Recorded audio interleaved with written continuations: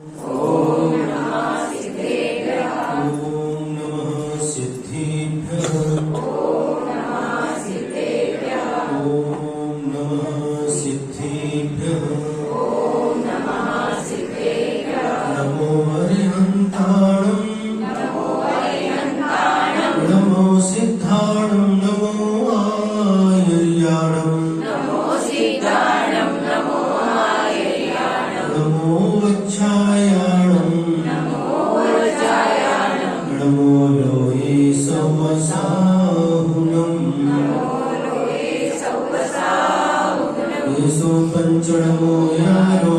येसो पञ्चनमो यारो। सर्वपावपणाशनो।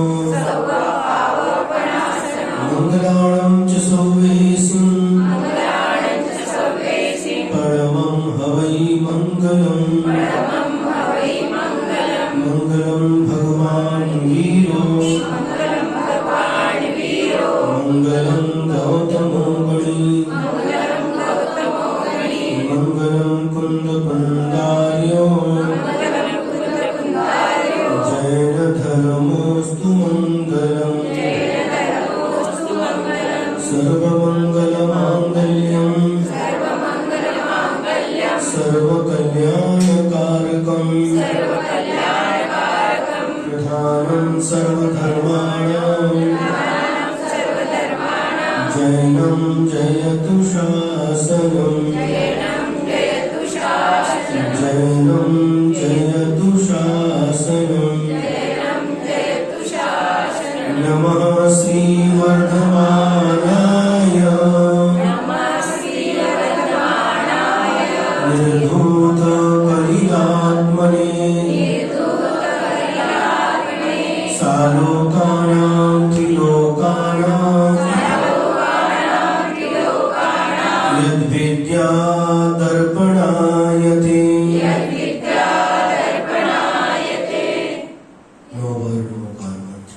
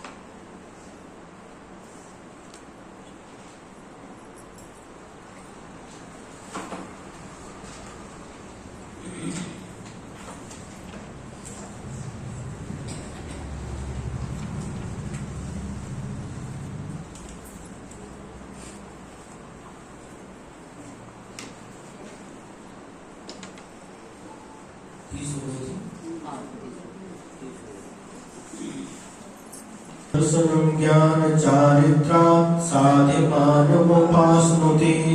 दर्शनं कर्णधारं तन् मोक्षमार्गे प्रचक्षते। जिस कारण से सम्यक दर्शन ज्ञान और चारित्र की अपेक्षा श्रेष्ठता को प्राप्त होता है, उस कारण सम्यक दर्शन को मोक्ष मार्ग के विषय में खेवटिया कहते हैं। मोक्ष मार्ग में खेवटिया किसे कहते हैं? सम्यक दर्शन को। ये क्वेश्चन हो गया, आंसर भी आपने बता दिया।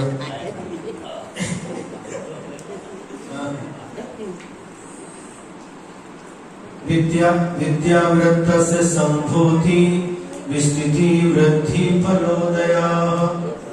न सत्य सति सम्यक् बीजाभावे तरोरिव। जैसे बीज के अभाव में वृक्ष की उत्पत्ति, वृक्ष की स्थिति, वृक्ष की वृद्धि और फल की प्राप्ति नहीं होती, उसी प्रकार से सम्यक दर्शन के अभाव में या सम्यक दर्शन के नहीं होने पर सम्यक ज्ञान और सम्यक चारित्र की उत्पत्ति, स्थिति, वृद्धि और मोक्ष फल की प्राप्ति नहीं होती। गृहस्थो मोक्ष मार्गस्थो निर्मोहो नैव मोहवान् अनगारो गृही श्रेयान् निर्मोहो मोहिनो मुनिः। मिथ्यात्व रूपी मोह से रहित, मिथ्यात्व से रहित गृहस्थ मोक्ष मार्ग में स्थित है, किंतु मिथ्यात्व से सहित मुनि मोक्ष मार्ग में स्थित नहीं है।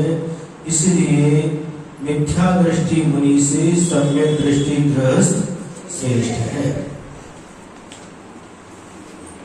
न सम्यक समं किंचित त्रैकाले त्रिजगत्यपि श्रेयो श्रेयश्च मिथ्यात्व समं नान्यत् तनुभृताम्। तनुभृताम् संसारी प्राणियों के त्रय काले, तीन कालों में। कौन से तीन काल? भूतकाल, भविष्यकाल और वर्तमान काल। संसारी प्राणियों के तीनों कालों में और तीनों लोकों में, ऊर्ध्वलोक, मध्यलोक और अधोलोक। क्या मतलब निकला? संसारी प्राणियों के तीनों कालों में और तीनों लोकों में भी सम्यक समम, सम्यक दर्शन के समान श्रेय कल्याणकारी च और मिथ्यात्व समम, इन्हीं तीनों लोकों और तीनों कालों में मिथ्यात्व के समान अश्रेय अकल्याणकारी अन्य कोई वस्तु नहीं है।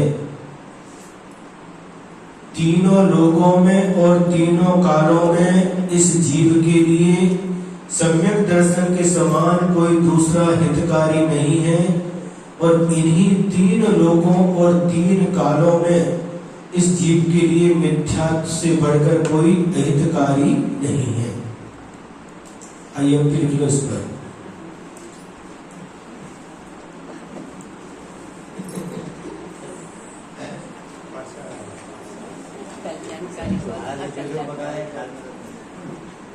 सम्यक दर्शन शुद्धा नारत्रयं नपुंसक स्त्री त्वानि दुष्कुल भृगताल्पायुर दरिद्रतां च व्रजन्ति नाप्यव्रतकाः।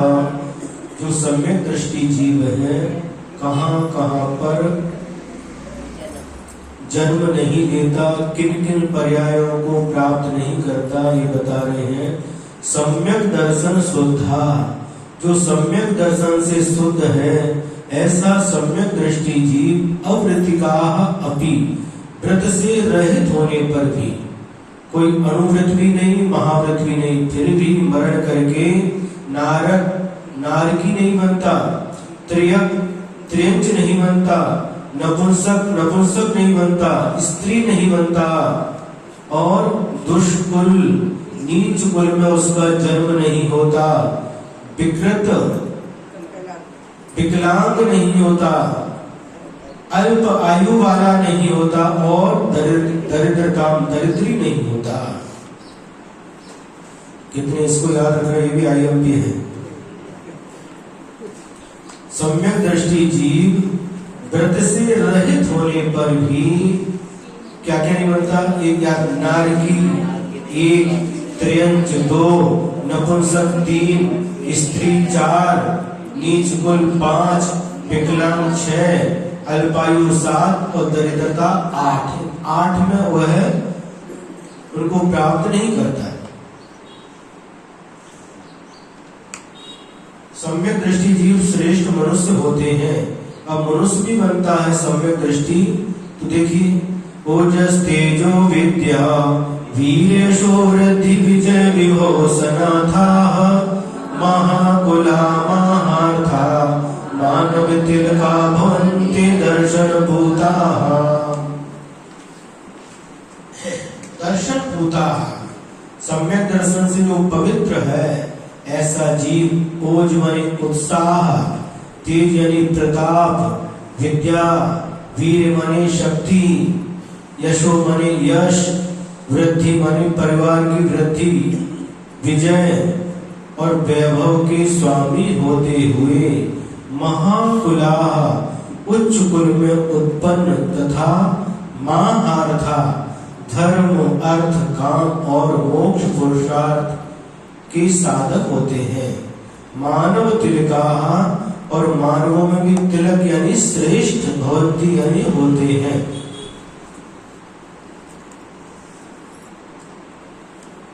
जो वैभव सम्यक दृष्टि जीव को प्राप्त होता है वह वैभव मिथ्या दृष्टि जीव को प्राप्त नहीं होता। तो मनुष्य पर्याय में जब जन्म लेगा ये सब उसको प्राप्त होगा।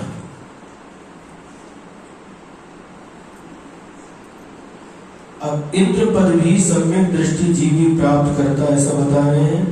अष्टगुण पुष्टि तुष्टा दृष्टि विशिष्टा प्रकृष्ट शोभा जुष्टा अमराप्सरसां परिषदि चिरं रमन्ते जिनेन्द्र भक्ताः स्वर्गे। दृष्टि विशिष्टा जो सम्यक दर्शन से विशिष्ट है ऐसा जिनेन्द्र भक्ता जिनेन्द्र भगवान का जो भक्त है यदि स्वर्ग में उत्पन्न होता है तो अमराप्सरसां परिषदि देव देवियों की सभा में अष्टगुण पुष्टि तुष्टा अष्टगुण अणिमा महिमा गरिमा लघिमा प्राप्ति प्राकाम ईशित और प्रसिद्ध इन 8 गुणों से तथा शरीर की पुष्टि से संतुष्ट होता है। प्रकृष्ट शोभा दुष्टा अन्य देवों की अपेक्षा से उसकी शोभा विशेष होती है और चिरकाल तक रमन्ति स्वर्ग में आनंद से रहते हैं। सब बता रहे मरण करके सम्यक दृष्टि जीव मरण करके यदि मनुष्य उत्पन्न होगा तो क्या होगा और जब देव पर्याय को प्राप्त करेगा स्वर्ग में उत्पन्न होगा तो क्या होगा। अब कह रहे हैं चक्रवर्ती बनते हैं, चक्रवर्ती पद जिसको प्राप्त होता है वह भी सम्यक दृष्टि जीव को ही प्राप्त होता है। नवनिधि सप्तद्वैरत्नाधीशाः सर्वभूमपतयश्चक्रं वर्णयितुं प्रभवन्ति स्पष्टदशा चक्रमौलिशेखरचरणा। स्पष्ट दशा जो निर्मल सम्यक के धारी जीव है नवनिधि और 14 रत्न सप्तद्वय 7 को 2 बार 14 रत्न के अधीश स्वामी होते हैं। सम्यक दृष्टि जीव 9 निधि और 14 रत्न का स्वामी होता है।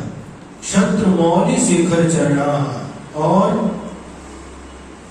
32,000 मुकुटवत राजाओं के मुकुटों की कलगियों पर जिनके चरण रहते हैं अर्थात जिनके चरणों में 32,000 मुकुटबद्ध राजा नमस्कार करते हैं जिनकी आज्ञा का पालन करते हैं।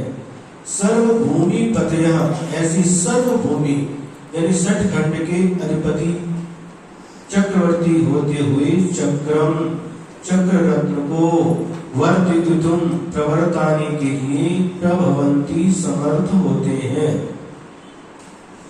चक्रवर्ती की जो भी वैभव मिलता है चक्रवर्ती जो पद मिलता है वह भी सम्यक दृष्टि जीव को ही मिलता है। इतना ही नहीं जो तीर्थंकर बनते वो भी सम्यक दृष्टि जीव ही तीर्थंकर जैसी महान पुण्य प्रगति का बंद करता है। अमरासुर नरपतिभिर यमधरपतिभिश्चनूत पादाम्भोजाः दृष्टिया सुनिश्चितार्था वृषचक्रधरा भवन्ति लोकशरण्याः। दृष्टया सम्यक दर्शन के प्रभाव से जीवाः संसारी जीव अमर असुर नरपति भी अमरपति पति सबके साथ लगाना अमरपति यानी इंद्र अमर वाली देव के पति इंद्र असुरपति यानी अधोलोक संबंधी इंद्र और नरपति यानी चक्रवर्ती नरेंद्रों से तथा यमधरपति भी यमधर वाले यम को धारण करने वाले अर्थात मुनियों में भी जो प्रधान है इनके जो स्वामी है कौन गणधर इनके द्वारा भी नूत पादा पूजा जिनकी चरण कमलों की स्तुति पूजा की जाती है। स्वर्गीय इंद्र, अधोलोक संबंधी इंद्र, चक्रवर्ती और गणधर परमेष्ठी आदि भी जिनके चरणों की पूजा स्तुति करते हैं। सुनिश्चितार्था, जिन्हें केवल ज्ञान के बल से पदार्थों का सम्यक निश्चय हो चुका है, अर्थात जो सर्वज्ञ होते हैं, लोक शरण्याः, कर्म शत्रुओं से पीड़ित भव्य जीवों को जो शरण देने योग्य होते हैं, अर्थात हितोपदेशी होते हैं, ऐसे वृष चक्रधराः, धर्म चक्र के धारण करने वाले तीर्थंकर होते हैं। ये तीर्थंकर पद भी सम्यक दृष्टि जीव को ही प्राप्त होता है। और मोक्ष भी कौन जाएगा? तो सम्यक दृष्टि मोक्ष जाएगा।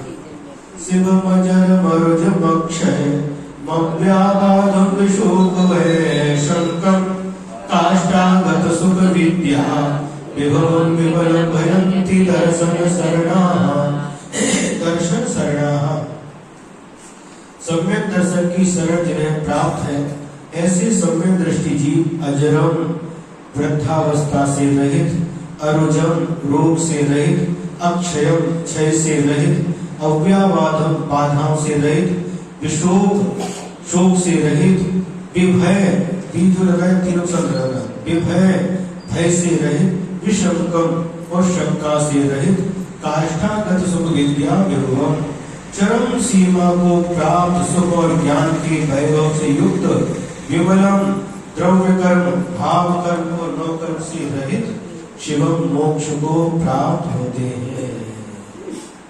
अब सम्यक दर्शन का उपसंहार, सम्यक दर्शन अधिकार का उपसंहार करते हुए आचार्य महोदय लिख रहे हैं, देवेंद्र चक्र महिमान ममेयमानं राजेंद्र चक्र मवनीन्द्र शिरोर्जनीयं धर्मेंद्र चक्र मधुरीकृत सर्वलोकं लब्ध्वा शिवं च दिन भक्ति रूपैति भव्यः।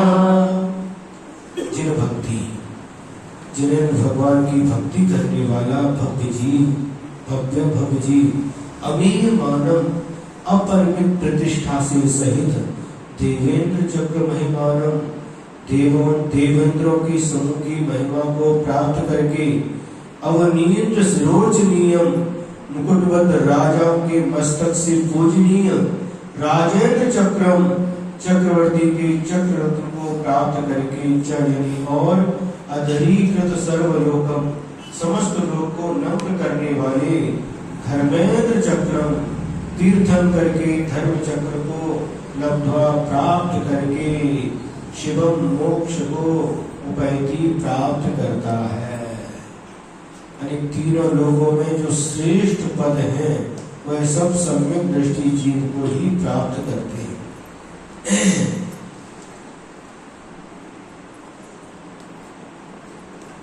इस प्रकार से इस सम्यक दर्शन अधिकार का रिवीजन हो गया। सम्यक ज्ञान अधिकार में तो 5 ही है। सम्यक ज्ञान का लक्षण क्या है? अन्यूनमनतिरिक्तम याथा तथ्यं विना च विपरीता निसंदेहं वेद्य तावज्ञानमागमिनः। जो पदार्थों को अन्यूनम, न्यूनता रहित, अनतिरिक्तम, अधिकता से रहित, विपरीता के बिना या विपरीता से रहित और निसंदेहम, संदेह से रहित, याथा तथ्यम, ज्यों का त्यों वेद यानी जानता है, तत्मनि उसे आगमिना, आगम के ज्ञाता गणधर देव ज्ञानम, सम्यक ज्ञान आहु कहते हैं। क्या इंपोर्टेंट है आईएमपी? सम्यक ज्ञान किसे कहते हैं? जो पदार्थों को अन्यूनम, न्यूनता से रहित, अधिकता से रहित, विपरीतता से रहित, संदेह से रहित, जैसा का तैसा जानता है, उसे सम्यक ज्ञान कहते हैं। 4 चीज हो गई। रहित के 4, किससे रहित? न्यूनता से रहित, अधिकता से रहित, विपरीतता से रहित और संदेह से रहित। पदार्थ को जैसा का तैसा जानता है उसे सम्यक ज्ञान कहते हैं। प्रथमान योगमर्था ख्यानम चरितम पुराणमपि पुण्यम बोधि समाधि निधानम बोधति बोध समीचीन। जो समीचीन बोध यानी ज्ञान है, सम्यक ज्ञान है, पुण्यम पुण्यवर्धक, अर्थाख्यानम परमार्थ विषय का कथन करने वाले, चरितम एक महापुरुष रूप, एक महापुरुष के आश्रित जो कथा होती है उसे चरित्र कहते हैं। और पुराणम 63 सलाह का पुरुष संबंधी जो कथा होती है उसे पुराण कहते हैं। और वह कैसा है? चरित्र और पुराण संबंधी प्रथम योग बोधि समाधि निधानम, रत्नत्रय रूपी बोधि और धर्म सुख ध्यान रूपी समाधि के निधान स्वरूप प्रथमान योगम, प्रथमान योग को भी बोधति जानता है।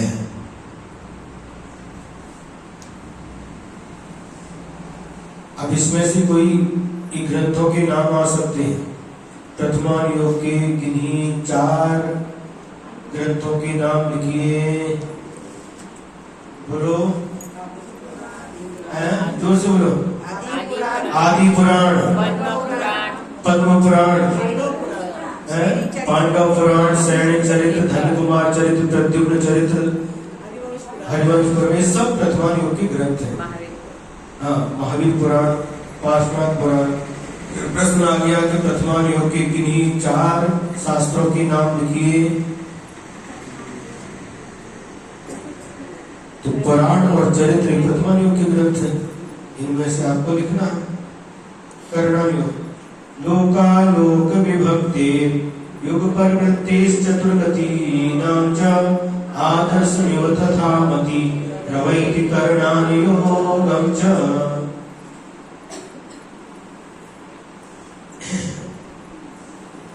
लोकालोक विभक्ति, जिन ग्रंथों में लोक और अलोक के विभाग को युग परवृत्ते उत्सर्पणी और अवसर्पणी रूप युगों के परिवर्तन को और चतुर्गति नाम 4 गतियों की विषय वस्तु को आदर्शम एवं दर्पण के समान करणान योगम च, करणान योग को भी अवैधि जानता है।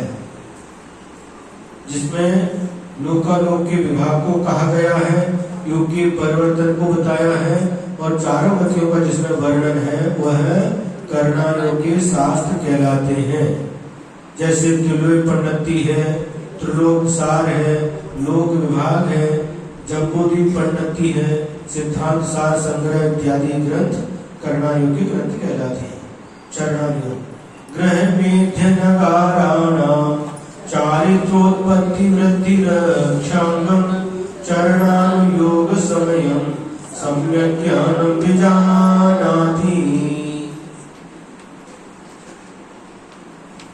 गृह मेधी और अनगार, गृह मेधी माने घर में रहने वाले गृहस्थ और अनगार यानी घर से रहित मुनि, इनकी चारित्र उत्पत्ति, चारित्र की उत्पत्ति वृद्धि, चारित्र की वृद्धि और चारित्र की रक्षा जिसमें बतलाई जाती है उसको चरणान योग कहते हैं।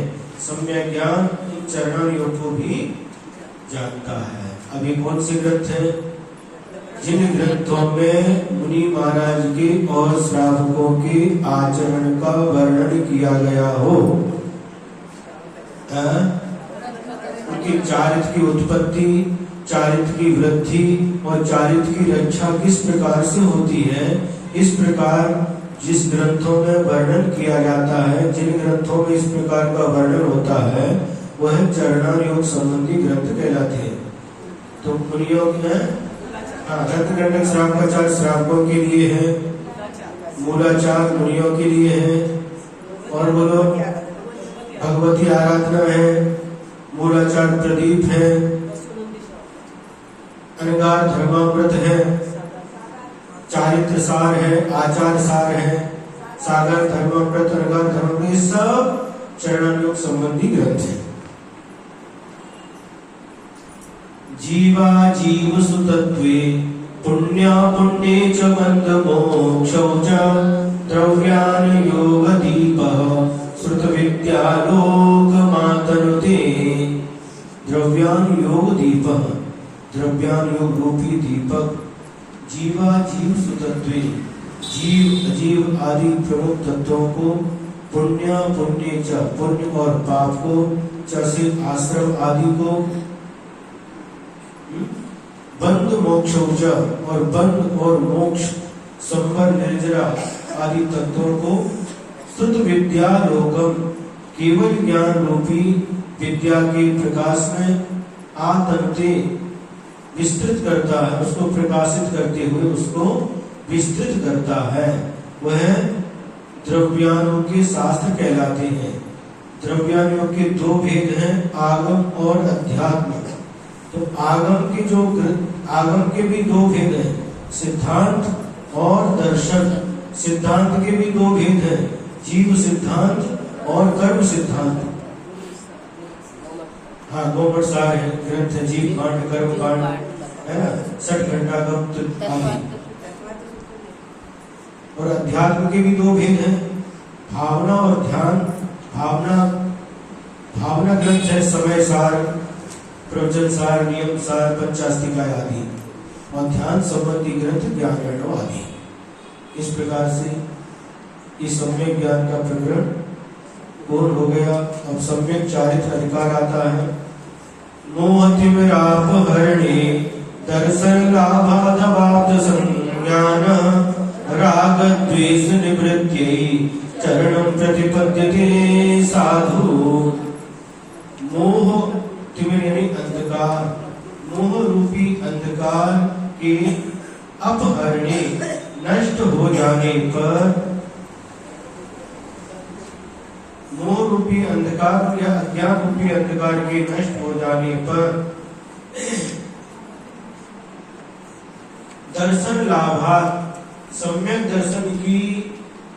दर्शन के लाभ से अवाप्त संज्ञान, जिसे सम्यक ज्ञान की प्राप्ति हुई है, ऐसा साधु, साधु में साधु नहीं लेना, किंतु भव्य जीव सज्जन पुरुष, राग द्वेष निवृत्त्यै, राग द्वेष की निवृत्ति के लिए चरणम चारित्र को प्रतिपद्यते अंगीकार करता है।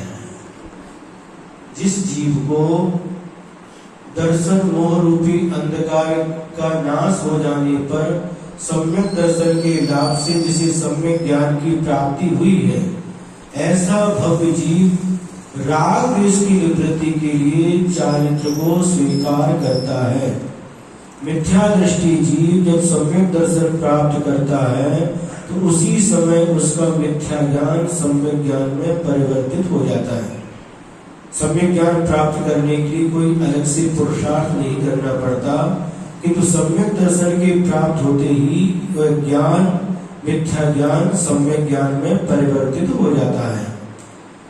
अब वह जिसे सम्यक दर्शन के लाभ से सम्यक ज्ञान की प्राप्ति हुई है, ऐसा भव जीव राग द्वेष को दूर करने के लिए चारित्र को धारण करता है। क्या चारित्र धारण करने का प्रयोजन क्या है? राग द्वेष से ऊपर उठना, राग द्वेष के ऊपर नियंत्रण रखना, यही चारित्र धारण करने का उद्देश्य होता है।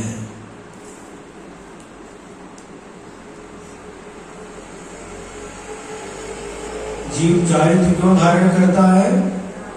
राग द्वेष की निवृत्ति के लिए, राग द्वेष को नष्ट करने के लिए भव जीव चारित्र धारण करता है।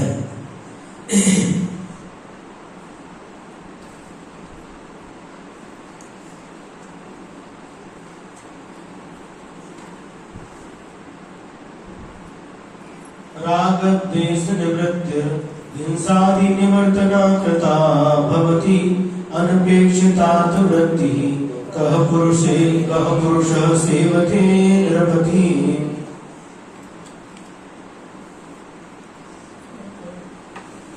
हिंसादि पापों की निवृत्ति होने पर चारित्र प्रकट हो जाता है, और चारित्र के प्रकट होने पर ही राग द्वेष की निवृत्ति होती है। क्योंकि जिसे अर्थवृत्ति अर्थात आजीविका रूप फल की अपेक्षा नहीं है, ऐसा कौन सा पुरुष नृपति राजाओं की सेवा करता है, अर्थात कोई नहीं। हिंसादि पापों की निवृत्ति किए जाने पर ही राग द्वेष की निवृत्ति होती है, और राग द्वेष की निवृत्ति के लिए ही चारित्र धारण करता है। जिसके राग द्वेष का अभाव हो गया है, वह क्यों चारित्र धारण करेगा? जिसे आजीविका रूप फल की अपेक्षा नहीं है, क्या वह राजा की सेवा करता है? जिसको राजा से कुछ चाहिए वो राजा की सेवा करे, जिससे राजा से कुछ चाहिए नहीं तो राजा की सेवा क्यों करेगा? राग द्वेष निवृत्ते हिंसादि निवर्तना कृता भवति अनपेक्षितार्थ वृत्ति कह पुरुषः सेवते नृपति। दो बार हो गया।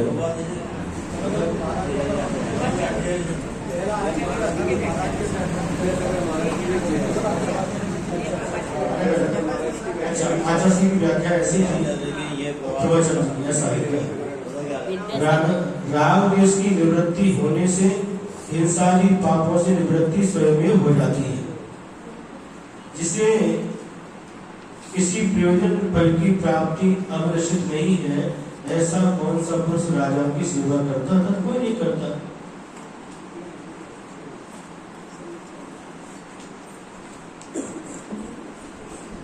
हिंसा रथचौरेभ्यो मैथुन सेवा परिग्रहाभ्यां च पाप प्रणाली काभ्यो विरति संज्ञस्य चारित्रम्। हिंसा अनिर्त यानी झूठ, चौर यानी चोरी से, और मैथुन सेवा परिग्रहाभ्याम, मैथुन और परिग्रह पाप से, वृत्ति को इनसे दूर होने को चारित्र कहते हैं। पाप प्रणाली का अभ्यास, ये पाप के कैसे है? पाप की नाली के समान है। ये पांचों पाप, इनके त्याग को ही चारित्र कहते हैं। और वह चारित्र कितने प्रकार का होता है? दो प्रकार का। सकलम विकलम चरणम तत्सकलम सर्वसंग विरतानाम अनगाराणाम विकलम सागाराणाम ससंगानाम। वह चरण यानी चारित्र, वह चारित्र सकलम विकलम, सकल चारित्र और विकल चारित्र के भेद से दो प्रकार का होता है। आईएमपी चारित्र कितने प्रकार का होता है? दो प्रकार का। कौन कौन सा? विकल चारित्र। बहुत अच्छा। सकल चारित्र किसे कहते हैं?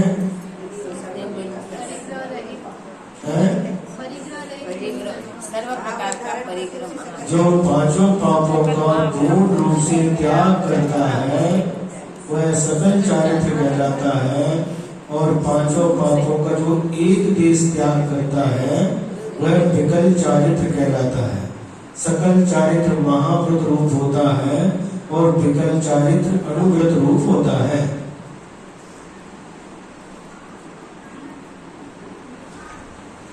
वह चारित्र सकल चारित्र और विकल चारित्र के भेद से दो प्रकार का है।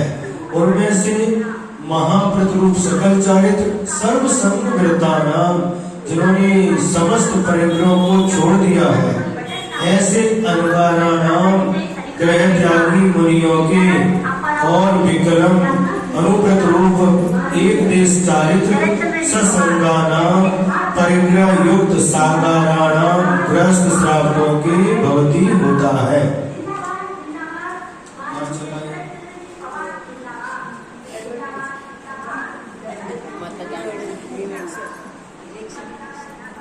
क्या हुआ? चारित्र दो प्रकार का होता है, सकल चारित्र और विकल चारित्र। जो सकल चारित्र होता है वह महाव्रत रूप होता है और सभी परिग्रहों से रहित मुनियों के होता है। और जो विकल चारित्र होता है वह अनुव्रत रूप एक देश चारित्र होता है और परिग्रह सहित गृहस्थों की होता है।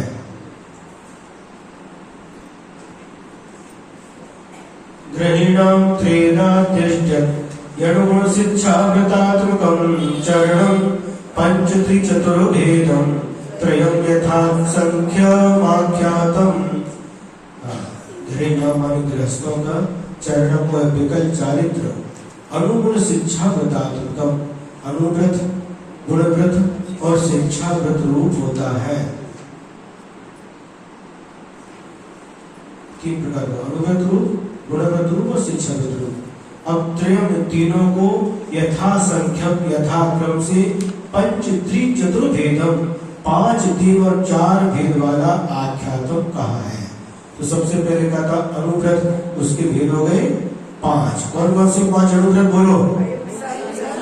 अहिंसानुव्रत, सत्यानुव्रत, आचार्यानुव्रत, ब्रह्मचर्यानुव्रत, परिग्रह परिमाणव्रत, ये 5 अनुव्रत होते हैं।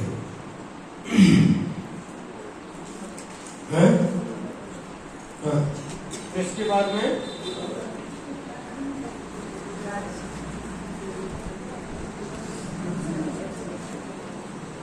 ये 5 अनुव्रत के नाम हो गए, है ना?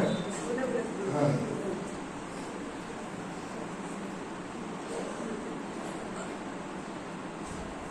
इनसे जो विपरीत 5 पाप होते हैं,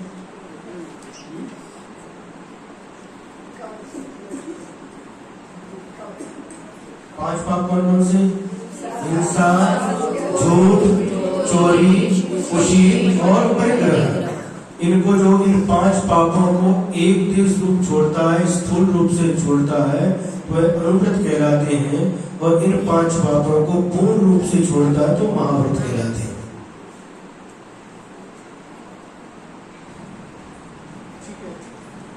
इसको आगे बढ़ाएंगे। अब इन अनुव्रत का फल क्या है? श्लोक नंबर 63। स्टूडेंट वही बता रहे आपको, समय दर्शन तो पूरा ले लिया, वही विस्तार बहुत है। 63 नंबर पर क्या अनुव्रत का फल क्या है? पंचानुव्रत निधियो यतिक्रमणाः फलन्ति सुरलोकम् यत्रावधिरष्टगुणः दिव्य शरीरं च लभ्यन्ते। अतिक्रमणाः यानी अतिचारों से रहित 5 अनुव्रत निधियां, अनुव्रत रूपी निधियां। सुनो, चक्रवर्ती के पास कितनी निधियां होती हैं? 9 निधि, लेकिन यहाँ पर 5 अनुव्रतों को निधि कह रहे हैं। आपने अनुव्रत धारण कर लिए तो आप भी 5 निधि के स्वामी बन जाएंगे। क्या? अतिचार से रहित 5 अनुव्रत रूपी निधियां उस सुरलोकम स्वर्ग लोक को फलती हैं, फल देती हैं, जहां पर अवधि ज्ञान होता है। अष्टगुणा अणिमा आदि 8 गुण होते हैं, 8 विशेषताएं होती हैं। और दिव्य शरीर की प्राप्ति होती है। दिव्य शरीर किसे कहते हैं? जिसमें धातुएं नहीं होती, शब्द धातु से रहित होता है, वह दिव्य शरीर कहलाता है, वैदिक शरीर। लभ्यन्ते प्राप्त होता है। अतिचार से रहित 5 अनुव्रत रूपी निधियां स्वर्ग लोक को फलती हैं, जहां पर अवधि ज्ञान, अणिमा महिमा आदि 8 रिद्धियां और दिव्य शरीर की प्राप्ति होती है। अगर प्रश्न आ गया दिव्य शरीर किसे कहते हैं? सप्त धातु से रहित, हाँ, उसको दिव्य शरीर कहते हैं। तो जो 5 अनुव्रत रूपी निधि, इसमें भी IMP लगा लो।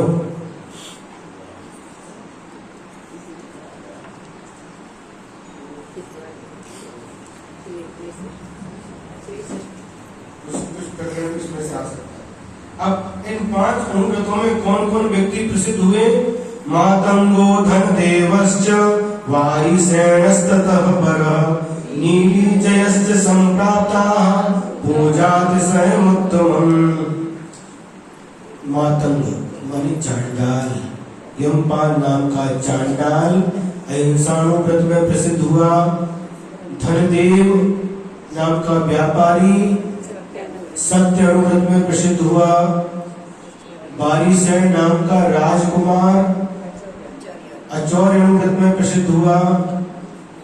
और नीली कन्या या नीली सेठानी ब्रह्मचर्य अनुव्रत में प्रसिद्ध हुई। और जय कुमार जो भरत चक्रवर्ती के सेनापति थे, यह परिग्रह परिमाण व्रत में प्रसिद्धि को प्राप्त हुई।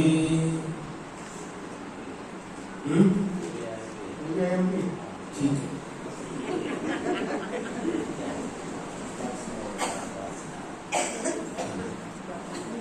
अब 5 अनुव्रतों में ये प्रसिद्ध हो गए। 5 पापों में कौन प्रसिद्ध हुए? धनश्री सत्य घोषौ च तापसा रक्षकावपि उपाख्येयास्तथा सिमश्रु नवनीतो यथा क्रमम्। धनश्री, हाँ धनश्री गारमेंट है आपका, गारमेंट का नाम भी धनश्री है। धनश्री नाम की सेठानी हिंसा पाप में प्रसिद्ध हुई।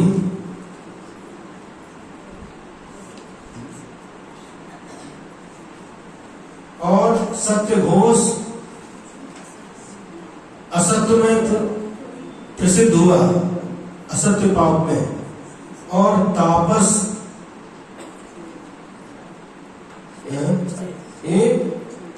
चोरी पाप में प्रसिद्ध हुआ। और आरक्षक यानी कोतवाल, यह कुशील पाप में प्रसिद्ध हुआ। और समश्रु नवनीत परिग्रह पाप में प्रसिद्ध हुआ। श्रावक के 8 मूल गुण। मध्यमास मधुत्यागहि सहानुव्रत पंचकम् अष्टौ मूल गुणानाहुर गृहीणां श्रमणोत्तमाः। अयपि श्रावक के 8 मूल गुण कौन कौन से होते हैं? 5 अनुव्रत, 5 अनुव्रत अहिंसानुव्रत, सत्यानुव्रत, अचौर्यानुव्रत, ब्रह्मचर्यानुव्रत और परिग्रह परिमाण व्रत। ये 5 अनुव्रत और 3 मकार का त्याग। कौन से 3 मकार? मध्य, मास और मधु। इनको मकार क्यों कहते हैं? क्योंकि इनका पहला अक्षर म है। मध्य का पहला अक्षर म, मास का पहला अक्षर म और मधु का भी पहला अक्षर म। इसलिए 3 मकार। 3 मकार के त्याग के साथ 5 अनुव्रतों को श्रावकों के 8 मूल गुण कहे गए हैं।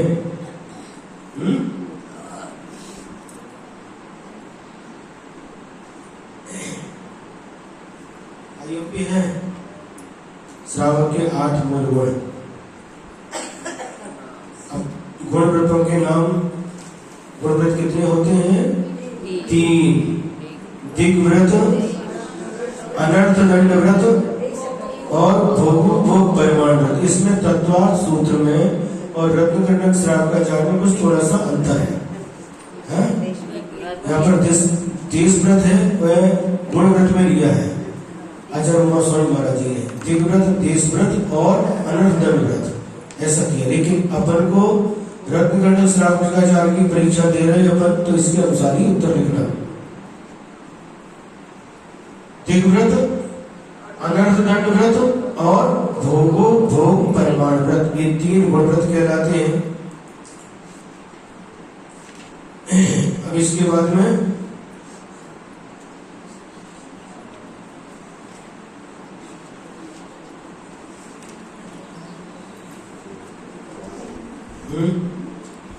अनर्थ दंड के व्रत के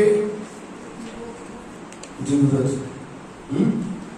अब अनर्थ दंड व्रत के भेद 75 नंबर का आर्या।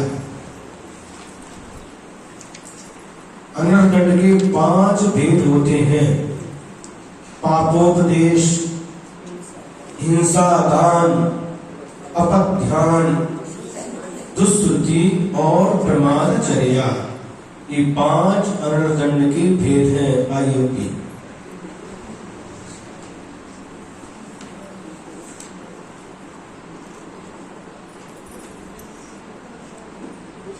तिरासी नंबर का आ गया।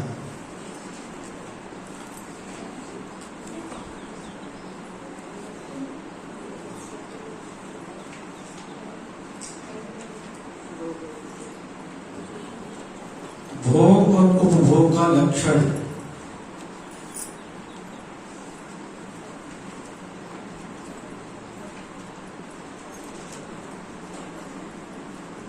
जो एक बार भोग करके छोड़ दिए जाते हैं वह भोग कहलाते हैं, जैसे भोजन, पान, पानी आदि। और जो भोग पुनश्च भुक्त्वा पुनश्च भोक्तव्य, और भोग कर जो पुनः भोगे जाते हैं उन्हें उपभोग कहते हैं, जैसे कपड़े, चश्मा, आभूषण आदि। चश्मा है तो एक बार लगाया उसको छोड़ देते कि नहीं, बार बार उसी का उपयोग करते हैं। तो जो वस्तु एक बार ही उपयोग में आती है, दोबारा उसका उपयोग नहीं होता, वह भोग कहलाती है। और जिसका बार बार उपयोग होता है, भोग कर पुनः उसका उपभोग करते हैं, वह उपभोग कहलाते हैं। आयु की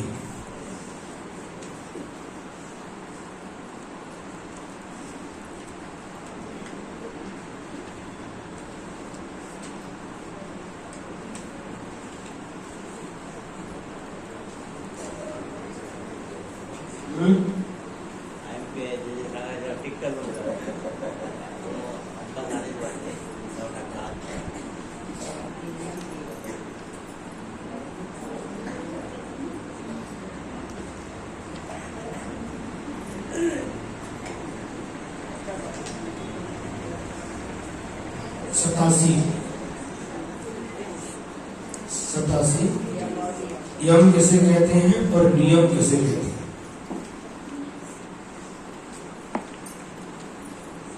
जो परिमित काल के लिए, सीमित काल के लिए त्याग किया जाता है वह नियम कहलाता है, और जो जीवन भर के लिए आजीवन त्याग किया जाता है वह यम कहलाता है। क्या यम किसे कहते हैं और नियम किसे कहते हैं, बताओ?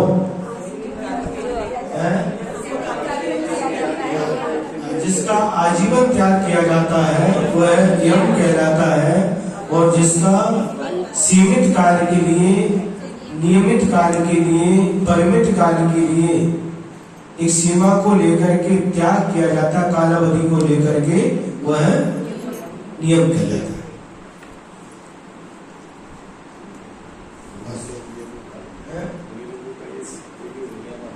मुनि महाराज का नियम होता है। देखो, अनुव्रत और महाव्रत ये यम रूप में ही होते हैं। 5 12 व्रतों के साथ या जो अष्टमुर्गों के साथ वह यम रूप में ही होते हैं।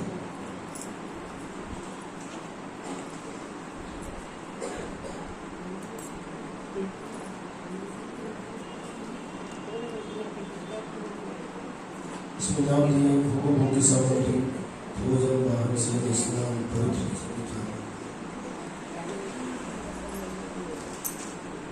ये हो गया।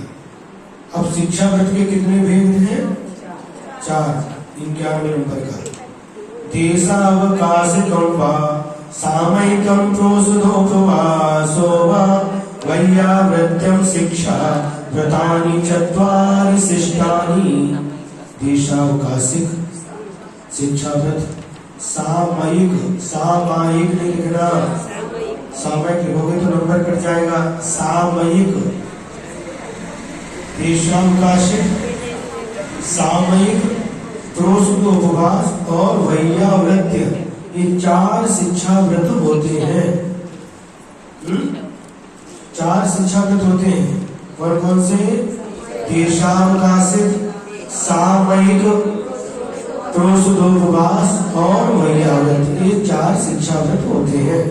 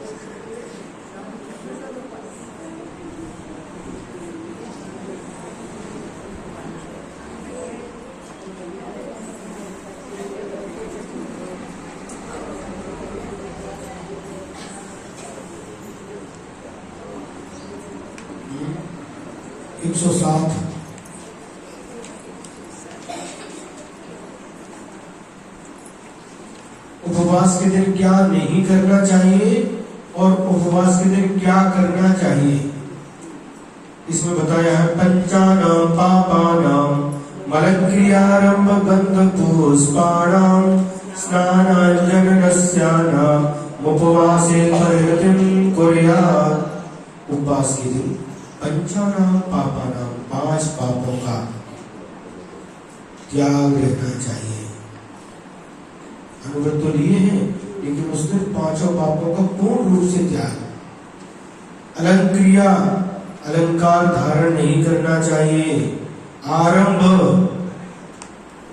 व्यापार, खेती आदि आरंभ और महिलाओं के लिए भोजन बनाना, झाड़ू लगाना, पंचसूना संबंधी आरंभ नहीं करना चाहिए। है? पानी भरना, झाड़ू लगाना, पोछा लगाना,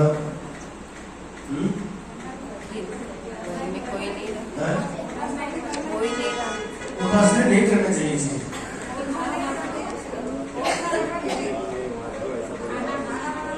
वही तो बता रहे ना यहाँ पर।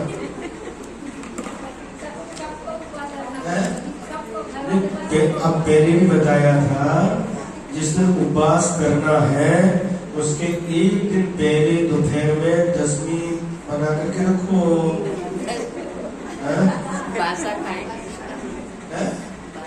उसकी 24 मर्यादा है ना। दूध की 10वीं बनाई। जब यहाँ से प्रवास को जाते हो, अभी सिकंजी गए थे, पावापुर गए थे, कैसे क्या करते थे वहां पर ट्रेन में? हाँ, नारियल के पानी की 10वीं बनाई ना। नारियल के पानी की 10वीं है, दूध की 10वीं है, और 10वीं बना के रखो, वो अष्टमी के दिन खाएंगे। है? क्या? एक दिन पहले, उस दिन नहीं। जिस दिन उपवास है उस दिन कुछ नहीं करना, गैस भी जलाना नहीं, लाइट भी चालू नहीं करना, फैन भी नहीं चलाना, पूरा अच्छी तरह से उपवास करना है। हाँ, गैस बंद कर। अपूर्वमती माता जी ने कहा था। क्योंकि ये शिक्षा व्रत है, जिससे आर्यका बनने की शिक्षा मिलती हो, मुनि बनने की शिक्षा मिलती हो, उन्हें शिक्षा व्रत कहते हैं। एक आरंभ, पुरुष का आरंभ अलग होता है। वाहन का भी त्याग। उपवास में वाहन में बैठना नहीं, मोबाइल स्विच ऑफ। मोबाइल का कुछ दिन त्याग, किसी से कॉन्टेक्ट करने नहीं, बंद करके देने। पंच स्थावरों का पूर्ण त्याग।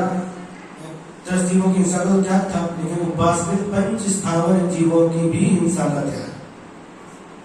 पृथ्वी का एक, जल का एक, अग्नि का एक, वायु का एक, वनस्पति का एक, कुछ नहीं करेगा।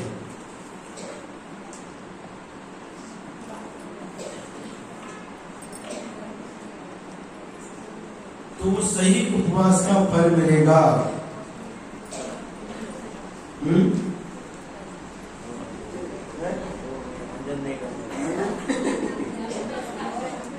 आरंभ पुष्पाणाम, फूलों को नहीं सूंघना, बालों में भी फूल नहीं लगाना, कान में भी फूल नहीं लगाना, नाक में भी फूल नहीं लगाना।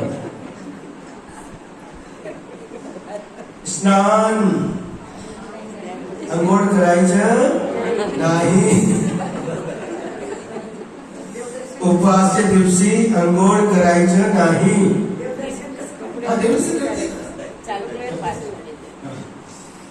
ये दो प्रकार से, यदि आपको अच्छी तरह से करना है तो अंघोळ वगैरह कुछ भी नहीं करना,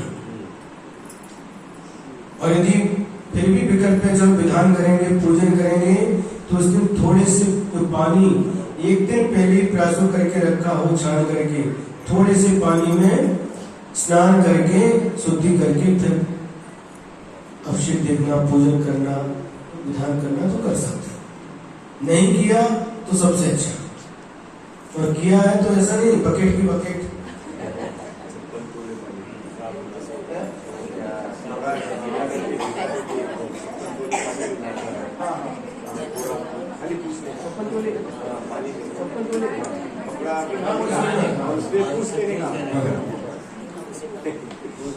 अंजन,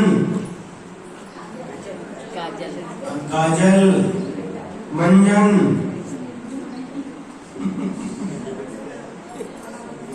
और नस्य जो नाक से सूंघने योग्य द्रव्य सूंघते रहते ना, जैसे सुगंध आती है, उन सब का परिहृत्यम परित्याग कुर्यात करना चाहिए.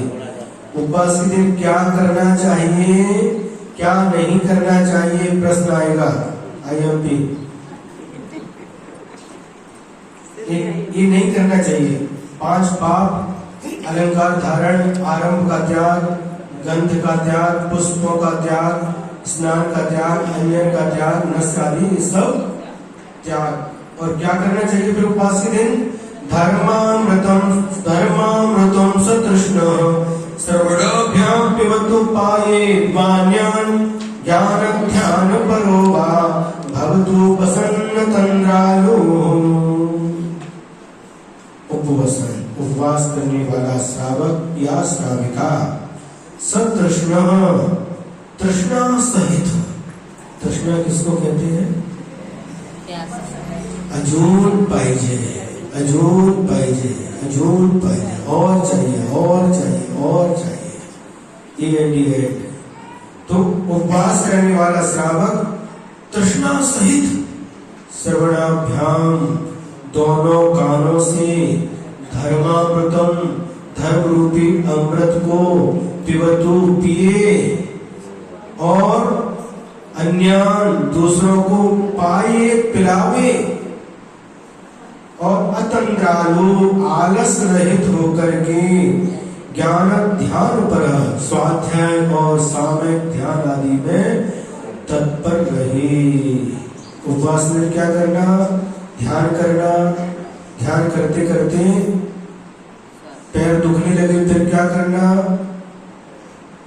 स्वाध्याय करना. स्वाध्याय करते करते जब मन उचटने लगे, सिर दुखने लगे, फिर क्या करना? नमोकार की जाप करना, पाठ करना. मेरी भावना, बारह भावना, बैराग्य भावना, तेरी छत्र छाया, दिन रात मेरे संग, बहुत सारे पाठ हैं. पाठ करना.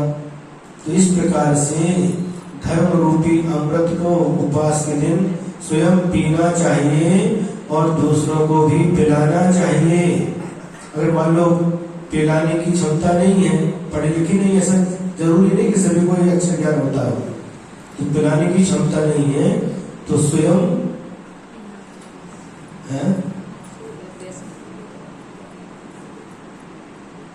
जिसको ज्ञान नहीं है तो क्या करेगा? वो पिएगा. दूसरे को पिला रहा उसको पिएगा, पढ़ नहीं सकता वो. हाँ, लेकिन जो पढ़े लिखे हैं उनको स्वयं भी पीना चाहिए और दूसरों को भी पिलाना चाहिए. 107, 108 उपवास के दिन क्या करना चाहिए और क्या नहीं करना चाहिए.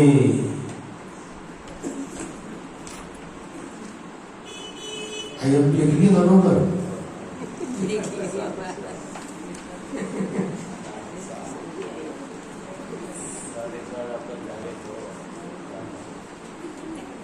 बता देते हैं आप लोगों को ज्यादा परेशान न होना पड़े इसलिए बता रहे हैं. तो सोचना तो बेस्ट करो, जो बता रहे उतना तो करो.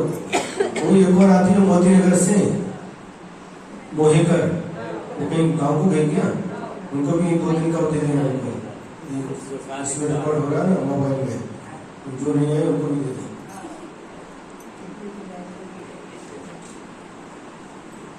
अब देखिए 111 नंबर का वैयावृत्य शिक्षाव्रत। दानं वैयावृत्यं धर्माय तपोधनाय गुणनिधये अनपेक्षितोपचारो पक्रियमग्रहाय विभवेन। दानं वैयावृत्यम, दान को ही वैयावृत्य कहा है। आचार्य समंतवत्र स्वामी ने दान को ही वैयावृत्य कहा है। धर्माय, धर्म के लिए, तपोधनाय, तप ही जिनका धन है, ऐसे मुनीश्वरों के लिए, मुनिराजों के लिए। कैसे मुनिराज? गुण निधये, गुणों की निधि स्वरूप है। अनपेक्षितोपचारो, प्रतिदान प्रति उपकार की अपेक्षा से रहित होकर के हम इनको दान दे रहे तो हमारे लिए कुछ दे दें, ऐसा आशीर्वाद देते हैं कि हमारा जो है वो सब डबल हो जाए। कोई मंत्र तंत्र दे दें, ऐसी कोई भी अपेक्षा नहीं रख करके अग्रहाय, जिनका घर नहीं है उनके लिए विभवेन, विभव के साथ अपनी सामर्थ्य के अनुसार, अपने क्षमता के अनुसार दान देना वैयावृत्ति है। मुनि महाराज की विशेषण बताए, तप ही जिनका धन है। ये तपोधन मुनि महाराज का पर्यायवाची नाम है, और जो सम्यक दर्शन आदि गुणों के निधान है। अग्रहाय, ग्रह के त्यागी हैं, घर से रहित हैं। ऐसे मुनिराजों को विभव अर्थात अपनी सामर्थ्य के अनुसार अनपेक्षितोपचार, प्रतिदान और प्रति उपकार की अपेक्षा से रहित, धर्माय, मात्र निज और पर की धर्म की रक्षा के लिए दानम, दान देना वैयावृत्तम, वैयावृत्त नाम का शिक्षाव्रत है। और दूसरा लक्षण बताया व्यापत्ति व्यपनोद पदयो संवाहनम च गुण रागा वैयावृत्यम यावानुपग्रहोन्योपि संयमिनाम। गुणानुरागात, गुणों के अनुराग से सहित होकर के, गुणों में प्रीति होने के कारण संयमी नाम, जो संयमी है, देशव्रती है, महाव्रती है, उनकी व्यापत्ति, जो आपत्ति उनके ऊपर आई है, कोई भी विपत्ति आई है तो उसको व्यपरोध, विनय और विवेक के साथ उसको दूर करना। और पदयोः संवाहनम, पैरों को दबाना। और अन्य भी यावन, जितना भी अनुकूलता बनाने के लिए और प्रतिकूलता को हटाने के लिए उपकार किया जाता है, वह सब वैयावृत्यम, वैयावृत्य नाम का शिक्षाव्रत है।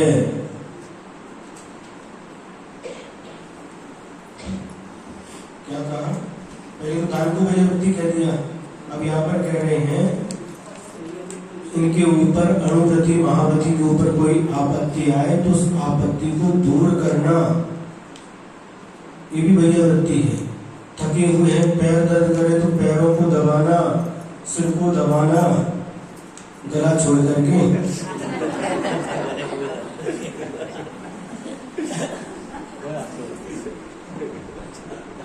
पैर दुखते तो पैर दबाते हैं, सिर दुखता सिर दबाते, गला दुखता तो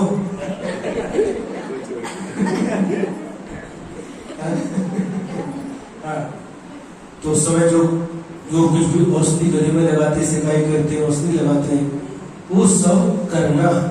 और जो भी उनके लिए प्रतिकूलता हो रही है, उस प्रतिकूलता को दूर करना। मैंने स्वाध्याय कर रहे हैं, सामना कर रहे तो मौन रहना, उनको डिस्टर्ब नहीं होना चाहिए।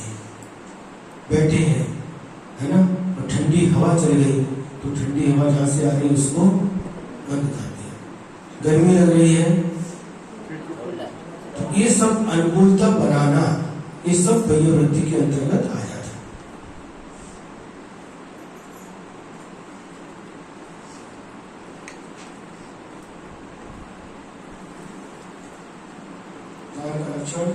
नव पुण्य ही प्रतिपत्ति सप्तगुण समाहितेन शुद्धेन अपसूनारंभाना मार्याणां मिश्रितेन दानम। 7 गुणों से सहित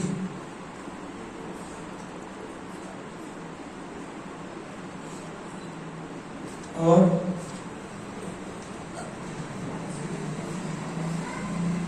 अपसूनारंभाना जो सोना और आरंभ से रहित हैं, ऐसे आर्याणाम जो आर्य पुरुष रत्न की धारी मुनिराज है, उनको नव पुण्य ही नवता भक्ति पूर्वक एक पुण्य कहा है। हमने पहले भी बताया था, एक एक भक्ति को एक एक पुण्य कहा है आचार्य समर्थ भद्र स्वामी ने।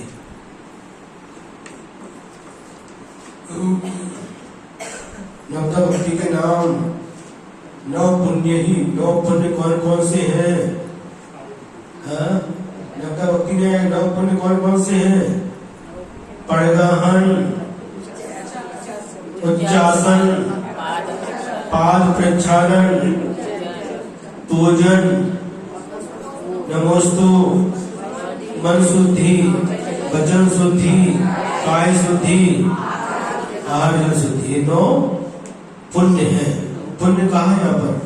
9 पुण्य कौन कौन से हैं? 9 पुण्य नवता भक्ति। इन 9 को पुण्य का एक विशेष बात है आचार्य समर्थ भद्र स्वामी की। दान का फल क्या होता है कि जो श्रावक दिन भर आरंभ आदि से जो पाप का अर्जन करता है, वह पाप मुनिराजों को आहार दान आदि से नष्ट हो जाता है। जो पाप संचित किया है दिन भर में, वह पाप नष्ट हो जाता है। कैसे? जैसे रुधिर मलम धावते वारी यानी पानी जैसे रक्त को धो देता है, उसी प्रकार से श्रावक आरंभ सारंभ करके दिन भर जो पाप का उपार्जन करता है, तो ऐसे रत्नत्रयधारी मुनिराज को आहार दान देने से वह पाप धुल जाता है। अब इसके फल क्या है? नमस्कार करते हैं, उनकी पूजन करते हैं, उनको दान देते हैं, इसका फल क्या है? 115 नंबर का IMP है। 115 उच्चैः गोत्रं प्रणतेर् भोगो दानादुपासना पूजा भक्तिः सुंदर रूपम स्तवनात् कीर्तिस्तपोनिधिषु। तपोनिधि पहले तपोधन कहा था, यहाँ पर तपोनिधि कह रहे हैं। तप ही जिनकी निधि है, ऐसे मुनिराजों को प्रणाम करने से उच्च गोत्र की प्राप्ति होती है। प्रणाम करने का फल क्या है? भक्ति है नमोस्तु। जो नमोस्तु करते हैं, प्रणाम करते हैं, कैसे?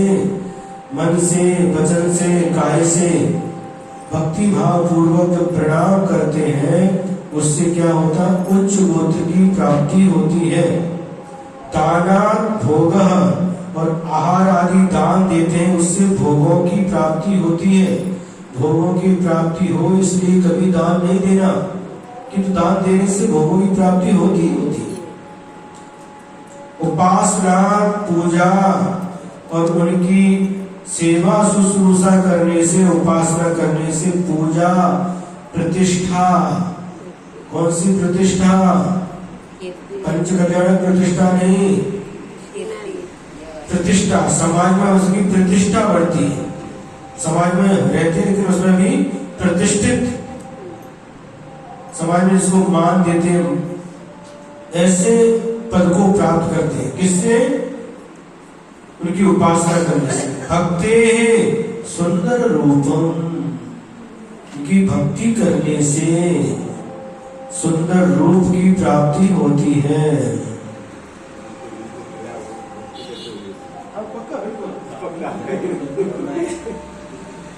मुनिराजों की भक्ति करने से सुंदर रूप की प्राप्ति होती है। और स्तवनात् गुणानुवाद रूप स्तुति करने से कीर्ति यश प्राप्त होता है, यश फैलता है।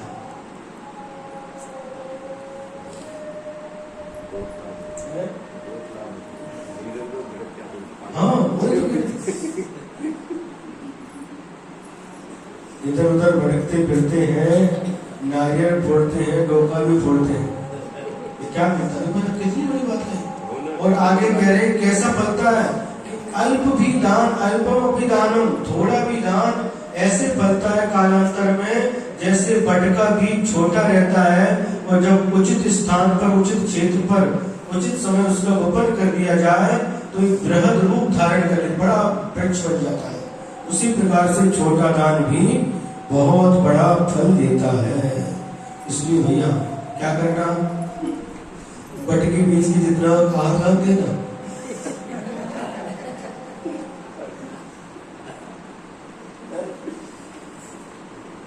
एक फल बता रहे हैं,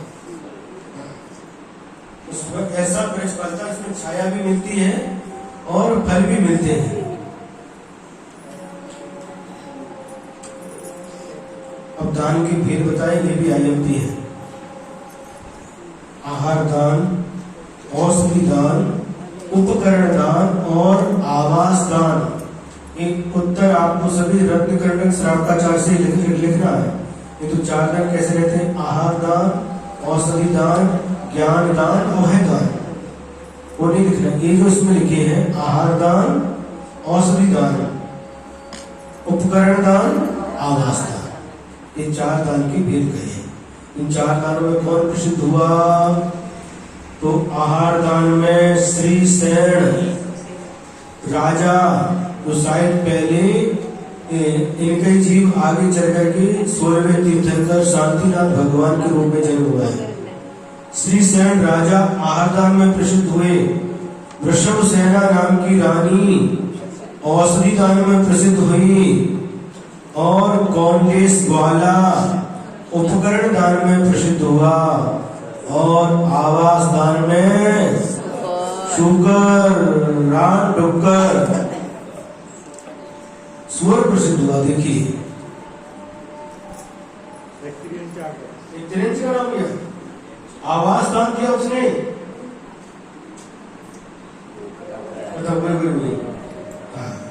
ये भी IMP है। दान के कितने वेद हैं और कौन से दान में कौन प्रसिद्ध हुआ?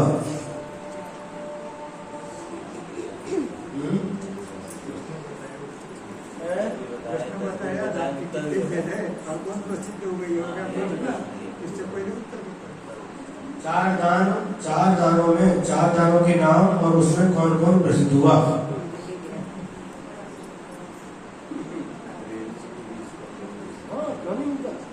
स्वर्ग में गया, वो देव को प्राप्त किया।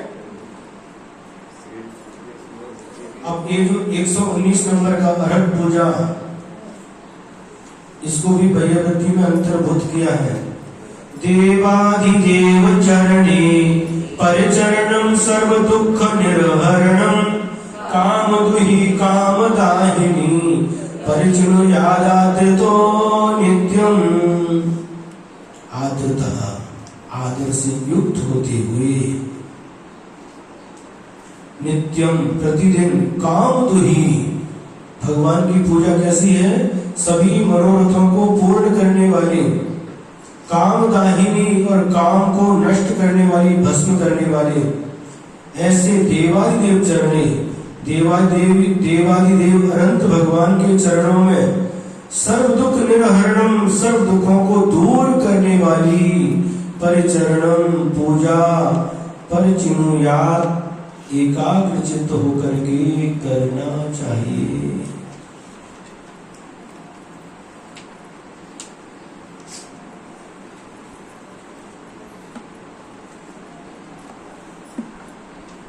भगवान के देवादेव भगवान के चरण कैसे हैं?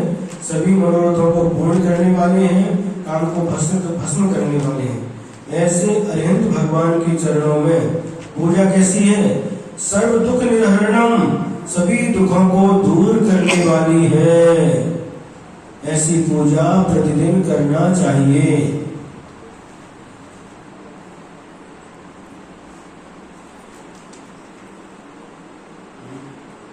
तारीख कितनी है? 7 है।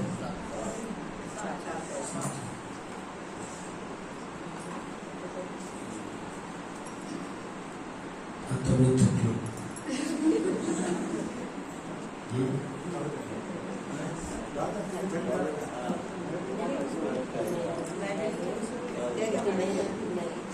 कल 8 तारीख है।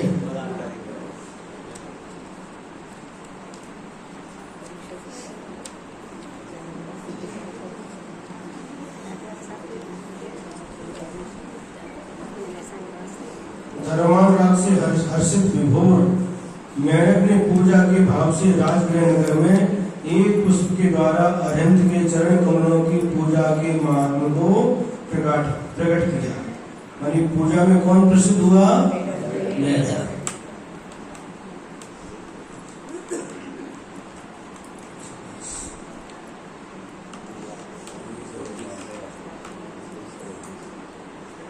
पूरा हो गया संलेखनाधिकार और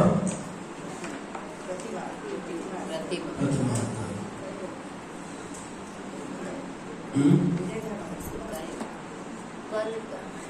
कल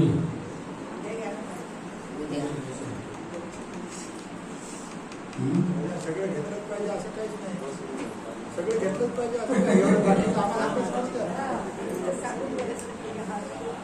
सांगितलेलं आहे ना,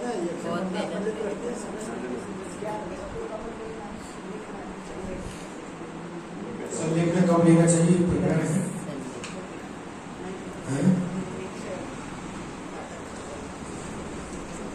तारीख 9 तारीख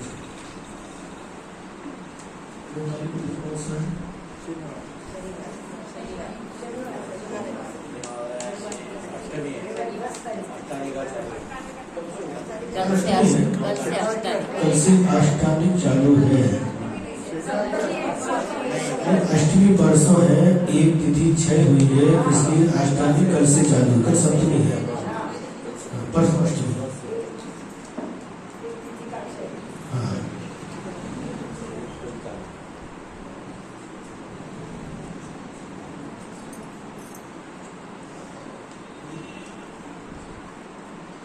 एक सौ इक्कीस है। बाकी अभी बचा है। संलेखना कब लेना चाहिए? 11 प्रतिमा में से पहली प्रतिमा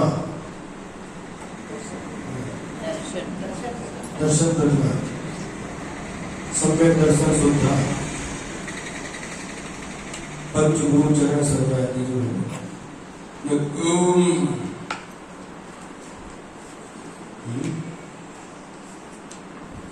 संलेखन में जाते हैं कब? 75-80 मार्काचं तर सांगितलं की 75-80 मार्काचं सांगितलं. 20 मार्काचं राहू द्या आता आमच्या पुढं.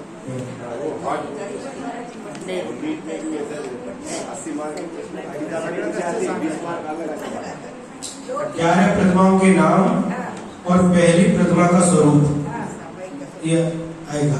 11 प्रतिमाओं के नाम और पहली प्रतिमा का लक्षण या स्वरूप बस। और संलेखना के कारण कब संलेखना करना?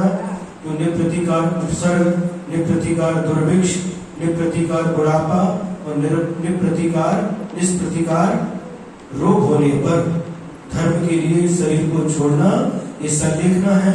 संलेखना कितने प्रकार की है? 2 प्रकार की है। नियम संलेखना और नियम संलेखना, अथवा ये संलेखना दूसरे प्रकार से भी 2 प्रकार की है। काय संलेखना और कसाय संलेखना। ठीक है, तो संलेखना के 5 फीचर बस।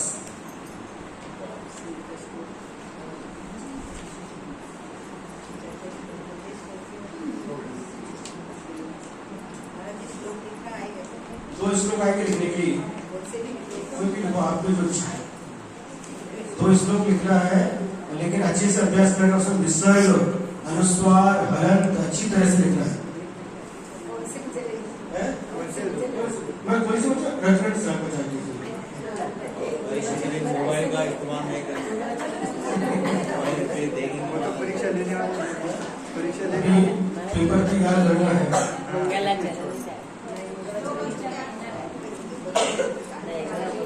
जिरवाणी स्तुति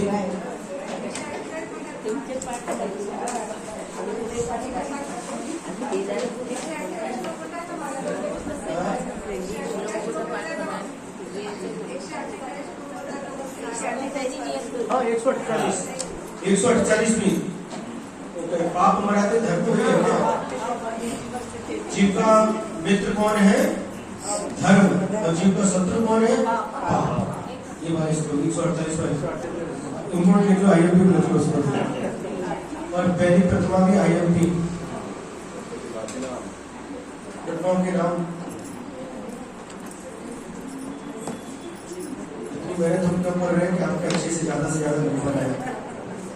इतना पता है तो भी लिखने के नहीं माना जाए सर। प्रैक्टिस में ये याद नहीं रहता। देखेंगे ज्ञान का शेय क्षमा जिरवाणी स्तुति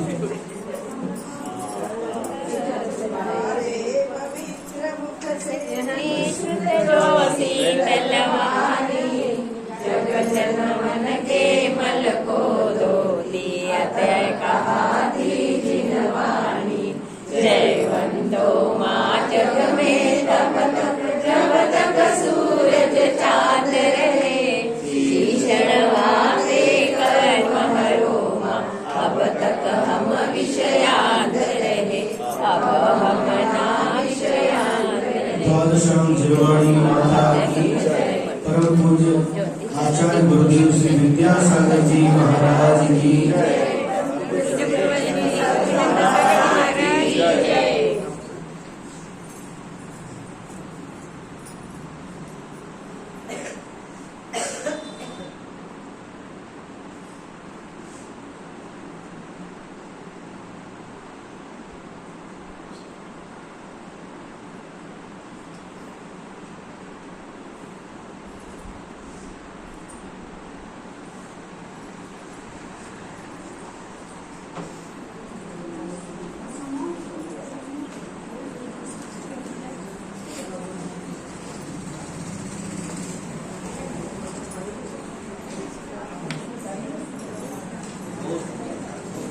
नमोस्तु